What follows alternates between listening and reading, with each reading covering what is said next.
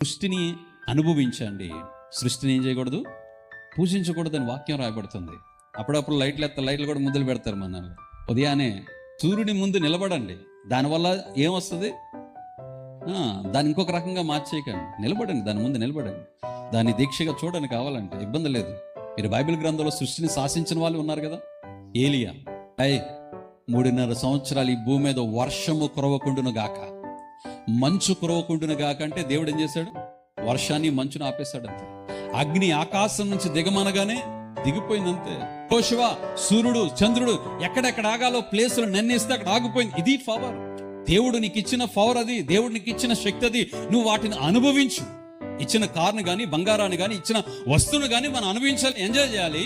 ఇచ్చిన వారిని మనం ఏం చేసుకుంటాం, ఆరాధిస్తుంటే వారికి యేసయ్య ఇచ్చిన దానిని పూజించమనలేదు, అనుభవించండి. ఇచ్చిన యేసయ్యను మనం ఏం చేయాలి, ఆరాధించాలి.